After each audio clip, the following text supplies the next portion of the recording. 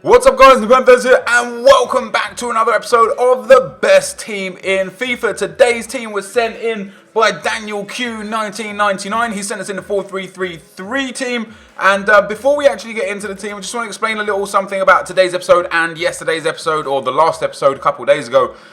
These squads are budget squads right now. It's not an exact amount for the budget, but within that budget. So the 10k team was like 8.5k. The 25k team actually cost about 18k. And this is now the 50k budget team, but it's within a 50k budget. I think the team actually goes for about 32,000 after position changes. So it's theoretically a 30k team, but it's for a 50k budget. I explained just a little while back when I bought the 10k team, I'm going to do a 10k budget team, 25, 50, 100, 250, 500. So you can see, I've got X amount of coins. I need to find a team within my budget. So that would be within your budget. Hopefully that makes sense. If you want me to change up the thumbs and the titles to represent exactly what the team's worth, let me know in the comment section below and I can do that. However, bear in mind that the value of these teams will change based on the time of day, the specific day, and whether or not there are special packs out or not.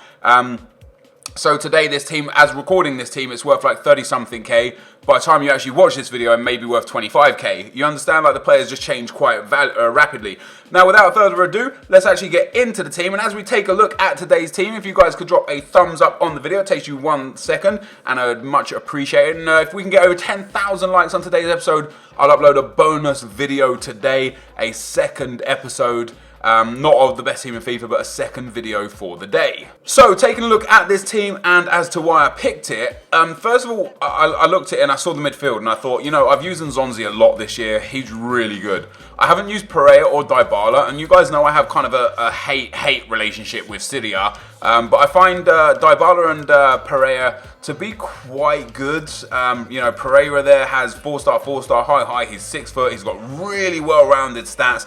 Dybala as well, great pace and dribbling for a 78 rated striker, literally like out of his depth kind of pace and dribbling.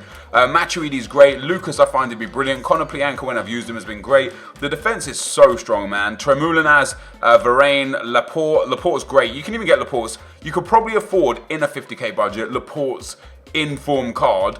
Serge Aurier as well. You could actually probably go and get Serge Aurier's inform card if you wanted as well. Then Steve Mandanda in goal, and you could actually probably go and get Mandanda's inform card if you wanted to use the entire 50k up as well. But I looked at this whole team and I thought the formation is a yes, the players are a yes, and it just looks like the sort of team that you could do mad damage with. So we're going to get into the gameplay now and go take a look at how well this team actually plays. Okay guys, as we get into the gameplay, as usual, I'll show you the teams that come up against and the goals that are scored. The first team we come up against is a 4-4-1-1. Very nice BPL team. Coutinho, Oscar, Rooney, Aguero, William, Pedro. A really strong defense, and I was thinking, god damn, like, you know, it's strange when you go into a game or play with a team that you've never played with before, and potentially a formation you've never played with before. It can go one of two ways. It can either go really, really good or really, really bad. But fortunately for me, we get off to a good start in this game, going 1-0 up. And I see in the comment sections from time to time as well, why don't I play divisions in this? And just to kind of go back on what I just literally said, it's so difficult to go into a Division 1 game on its own. Like, Division 1 is really tough, don't get me wrong. Like, I have one Division 1, I do have that Division 1 kit, you'll see it used in this video. But for me, Division 1 was really tough. It's a lot of stress, it's a lot of pressure. And so I like to play cups. Especially when you use a team you've never played with and a formation you've never used, players you've never used before. Going into Division 1 is just straight up suicide. Like, you're just asking to get battered going into a division game with a team that you've never used before and such. So I like to play in cups, guys. I know, you know, it's arguable that you don't come up against the best people in cups, although to say that, Division 1 players can also play cups as well, so you can still get the odd tough game here or there. But in general, the reason why I like to play cups is just because it gives a fairer reflection of how the team would generally play for your average FIFA player, and that is you guys. And I'm not saying you guys are average at FIFA, but you know, you guys are the typical players that people come up against in all through the divisions and the cups. So we get off to a good start in the first game, we get a nice win. In the second game, this guy already had a man sent off. We pulled it back to 2-2 in the 89th minute. I was pressing, I was thinking extra time, I'm definitely going to be able to take him out. He actually got a second red card a few minutes later and then just rage quit. He just turned his console off, ended the game, and so that game finished 2-2. But you know what FIFA's like, we didn't get a win, we didn't get a loss, we didn't get a draw, just basically It's as if nothing ever happened except I lost contracts. So it pretty much cost me some contracts, which isn't too much of a big issue. Into the third game of the day, and I'm sitting here, and whilst I'm playing with these players here, the only thing I'm really noticing is one of two things, actually. First of all, the midfield is fantastic. They are very big and very strong, and Zonzi and Matuidi played brilliant at CDMs, and Pereira was just a magnificent cam. You know, 4-star, he's really tall, he's got good work rates, he's got a really well-rounded card, and he just kind of bossed all of the games, like setting up all the players for all their chances. You know, he didn't necessarily get crazy amounts of assists, but he was just involved in the build-up play every time. We then get to the attacking trio, and man, they cause some problems. You see really nice goals from Dybala. You see really nice goals from Conor Plianka. And you see some magnificent goals as well from Lucas out on that right wing as well. And a lot of it is due to the fact that they all have 4-star skill moves, which is really helpful. They've got quite good weak foots. Of course, Dybala has that. Does he have 4-star weak foot? I'm pretty sure he does. But he gets up there and they just play beyond their means. You know, Dybala is a 78 rated striker. The way FIFA works, like for the last couple of years at the very least, the high-rated players typically tend to play better. Of course, there are some anomalies there where high-rated players play bad and low-rated players play good. But Dybala, for a 78-rated striker, is utterly sensational. He's so cheap. He's got 87 pace and 87 dribbling, which is enough to get him into so many shooting positions that his lack of ability in shooting is made up for eventually by the amount of chances you will score because of the amount of chances you create. You'll see me here score lovely goal after lovely goal on his left foot, on his right foot. It makes no difference. He just scores a few brilliant goals. And it was genuinely amazing to play with him. Look at this for a finish. Bang! Whacks that in near post. I can't tell you how many times I've tried that sort of shot with Messi, Ronaldo, Bale, Robben, Ribery, Neymar, and they've either hit the keeper or put it over the bar or hit the post or put it in the side netting, and Dybala just pops it in time after time after time. And it really makes me wonder, is there such thing as too many good players in a team? Now, if you guys know me and watch my streams and such, you guys know I love to play with the big players. I love to play the legends, the super informs, the hero cards. You know, my team consists of Ronaldo, Messi, Bale, Suarez, you know, all the high-rated players, the Boatengs and such. But then there comes a few times where I play with these sort of teams and I come up against, with players like Pereira here, scoring a banging goal, use players like Lucas and Dybala, and I think, Jesus Christ, these players, for a fraction of the price, are pretty much as good. There are a few occasions where you think, fuck, man, Messi would have probably scored that, or Suarez would have probably scored that.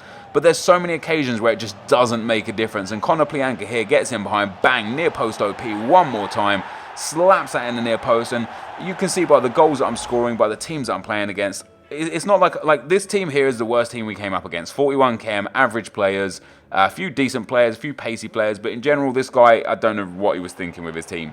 But the other four teams that we came up against were really strong teams with high-rated players, Agueros and Neymars and Rooney's and Fabregases and, you know, really strong defenders, Otamendi's and stuff. And I just absolutely melted every single one of them. And it just felt great to be able to do it with a team that's worth about 30,000 coins. And the best three players on the team were definitely the attacking trio. If you can fit them into your team, I suggest you try them. For me, they were just great. Look at that for a finish from Lucas. Chips it over the keeper. No questions asked. Absolutely fantastic stuff. We go 3-0 up in the 35th minute. And I kind of had a feeling this guy wouldn't last just because he's got a really low chem team. He was all you know, it's at 6s and 7s. He was just sliding in where he could. He was trying to bring me down, trying to foul me. We ended up getting another goal there with Lucas. And the guy at this point had enough and decided to rage quit. And I was just... Sorry, do we get one more? No, do we get one more goal? Or does he? Yeah, he goes before we get the penalty there. But yeah, this guy rage quits, and it was just a genuinely brilliant team to play with. And I highly recommend, if you guys have got the coins, to go and check this team out. Okay, guys, so there it was. That was the gameplay, and as you would have heard me say through the gameplay, this team was phenomenal. The front three were just genius. Dybala, Conor Plianka, and Lucas played so well together. I really like the hybrid of having La Liga, Ligue 1, and the Serie A all in the same team. It was really good. The team played magnificently. The defense was solid. The midfield was super strong, and the attack was the best point about the whole team. The focal point of the whole team was the three players up front. I'll be hard pressed to find a better trio for as cheap. You know, you can put other players in those positions. Jesse Rodriguez, Alessandrini, Lavezzi. You know, there's a lot of players that you could have put in these positions. These three in general work perfectly together. There's so much pace, so much skills, great dribbling. You see some of the goals I scored were just fantastic. This team's playability is brilliant. The formation is brilliant. The value is brilliant. If you've got 50k coins, or in some instances 30k coins, and you're thinking, I need a team that's really going to carry me up through the divisions or help me win that trophy, this genuinely is it. It's a remarkable team. Just as one thing I know people are going to ask a lot as what are my instructions, the only thing I set on this team is I set the fullbacks to stay back while attacking, both of them, so the whole defense to stay back while attacking, and I put Dybala to get in behind. The rest of the team is as it is. I've made no changes to it whatsoever. This is the team, guys. This is going to be the end of the video. If you want to submit to me your teams for a 100k the best team in FIFA episode, twitter.com/NepentheZ. Make sure to link me your Foothead or Footwiz links. And I'll see you guys for the next episode. Thanks for watching, and I'll see you next time. I'm out. Peace.